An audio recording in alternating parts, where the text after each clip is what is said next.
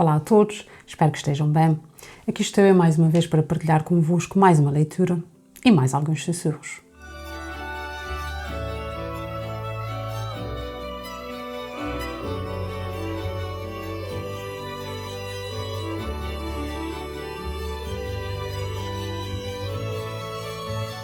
O meu nome é Malvina Souza e hoje neste espaço, quando os livros sussurram, vou partilhar convosco excertos do livro autobiográfico O Homem Mais Feliz do Mundo, de Eddie Jaku. Antes de começar, já sabem, não posso deixar de vos pedir para, caso ainda não tenham feito, subscreverem o canal e partilharem os nossos sussurros, para que estes possam chegar a mais pessoas.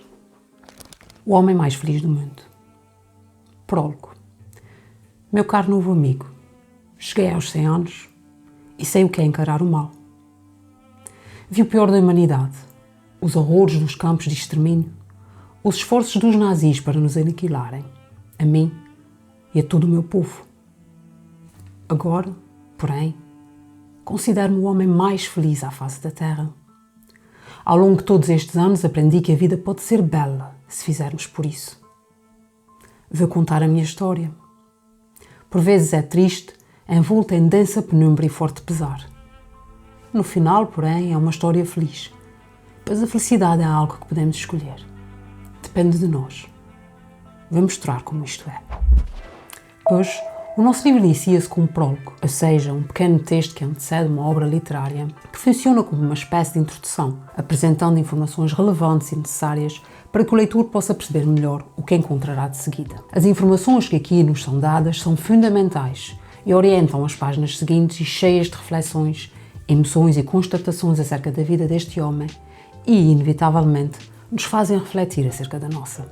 Assim, ficamos a saber que o autor desta autobiografia já tem 100 anos e que, por ser judeu, foi perseguido e passou por situações horríveis nos campos de concentração. Eddie diz-nos também, logo no início, que conheceu o pior dos homens e encarou o mal. No entanto, e apesar disso, ele aprendeu que a vida pode ser bela se fizermos por isso. O que logo no início nos prende, pois leva-nos a pensar como é que alguém que passou por horrores como ele consegue encontrar beleza na vida. Para além disso, dá-nos uma espécie de abraço ao dizer que vai contar a sua história, levando-nos a ter vontade de continuar a ler para que possamos perceber de que forma ele conseguiu chegar a este modo de vida. E ele esclarece que a sua história, aquilo que vai contar, tem os seus momentos tristes, mas é uma história feliz, já que a felicidade, tal como ele diz, é algo que podemos escolher.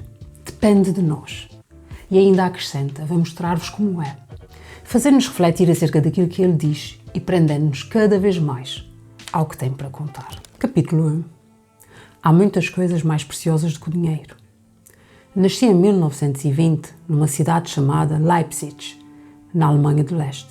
O meu nome é Abraham Salomon Zakubowicz, mas os amigos tratavam por um diminutivo, Adi. Em inglês pronuncia-se Eddie. Por isso, caro amigo, chame-me Eddie. Éramos uma família afetuosa, uma família grande. O meu pai, Isidor, tinha 4 irmãos e 3 irmãs. E a minha mãe, Lina, pertencia a uma prole de 13 crianças. Imagine-se o vigor da minha avó para criar tantos filhos. Perdeu um filho na Primeira Guerra Mundial, um judeu que sacrificou a vida pela Alemanha, bem como o marido dela, o meu avô, um capelão do exército que nunca regressou da guerra. Antes de analisarmos este primeiro capítulo, torna-se necessário falar um pouco das características desse tipo de texto, a autobiografia, até porque estas começam a ser evidenciadas aqui nesta parte. Para tal, nada como começar por analisar a palavra autobiografia, começando pelo seu final. A grafia faz referência à escrita, bio, à vida, e auto mostra-nos que essa escrita acerca da vida é feita pela própria pessoa que a viveu. Assim, uma autobiografia contém o relato de uma vida feito exatamente por quem a viveu. Este tipo de texto é normalmente composto por uma introdução, no qual nos são oferecidas informações acerca dos dados pessoais, assim como outras, mais gerais, acerca da vida desta pessoa. Por um desenvolvimento, no qual se referem os aspectos mais relevantes do seu percurso de vida, e por fim, por uma conclusão, na qual são oferecidas considerações finais acerca da vida e da personalidade desta pessoa. Nesta autobiografia em forma de livro, estes aspectos vão se misturando muitas vezes, mas neste início já podemos identificar marcas que são características deste tipo de texto, como o uso da primeira pessoa, seja em pronomes, seja em formas verbais uma vez que se fala da própria vida, organização cronológica, para se contar o que se pretende, com a presença de expressões de localização espacial e temporal, assim como de verbos no pretérito perfeito ou imperfeito, uma vez que se narram acontecimentos já passados, podendo ocasionalmente também surgir verbos no presente. No meio de tudo isso são apresentados os acontecimentos mais relevantes da vida da pessoa, normalmente com uma linguagem formal e adaptada ao público. Ora, esta autobiografia é-nos oferecida por Abraham Jakubowicz e neste primeiro capítulo ele nos oferece um título que nos mostra, de imediato, que este valoriza determinadas coisas na vida, sobretudo por ter passado por aquilo que passou, afirmando, por isso, que há muitas coisas mais preciosas que dinheiro. Destaca aqui o adjetivo preciosas, muito significativo, pois mostra-nos que ele quer falar de coisas que são mais do que valiosas, são preciosas. Depois, lá está, diz-nos que nasceu em 1920, a referência ao tempo, na Alemanha, o espaço, levando-nos já a pensar na época conturbada em que viveu. Ainda nos diz que os amigos o tratam por Eddie e pede-nos, aos leitores, a quem se dirige com a expressão caro amigo, que o tratem como se seus amigos fossem. Fala também da sua família e do fato de esta ser afetuosa e grande. Adjetivos importantes para os conhecermos, chegando a tecer comentários relativamente ao vigor que a avó terá tido para conseguir criar tantos filhos. E nesta parte, também já nos revela que a família foi assombrada pela guerra, já que esta avó perdeu o filho e o marido na mesma, chamando-nos a atenção para as suas marcas e consequências. E mostra-nos também que gosta muito da família. São-nos assim oferecidos os ingredientes iniciais para começarmos a conhecer e a perceber a personagem principal da nossa história. Isto é, acontecimentos relevantes da vida de quem nos fala e que nos mostram a importância da família para ele.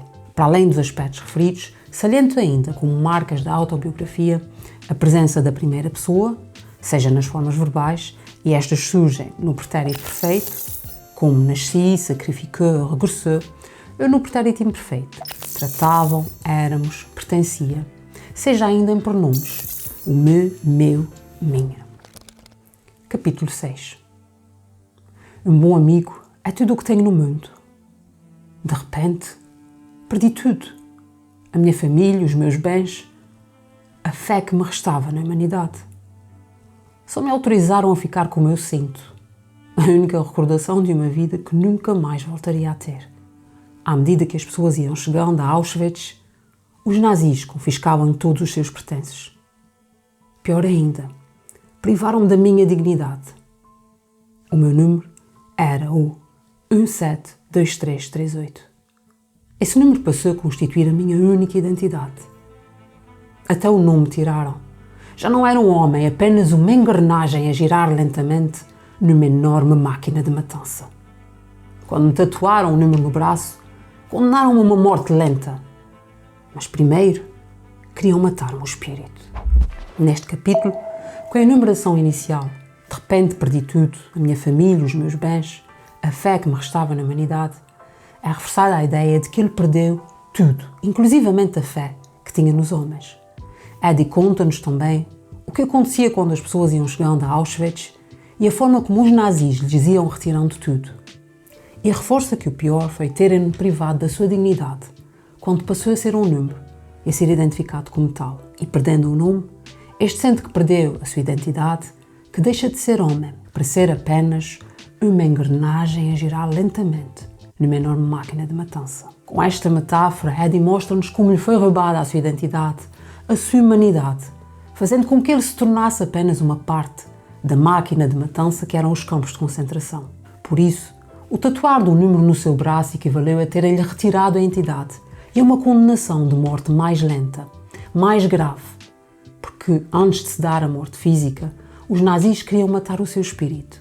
Frase que nos mostra como esta pode ser a pior morte e as atrocidades das coisas que eram feitas aos judeus para os levarem a sentir que iam morrendo lentamente. De referir, mais uma vez, a importância das referências espaciais, quando este faz referência ao campo de concentração, que nos mostram onde a ação decorre, o uso da primeira pessoa, seja nos pronomes me, meus, minha, seja nos verbos, no pretérito perfeito, foi, passou, tiraram, tatuaram, ou imperfeito, iam, confiscavam, chamávamos, estavam. Saliento ainda a força das formas verbais escolhidas.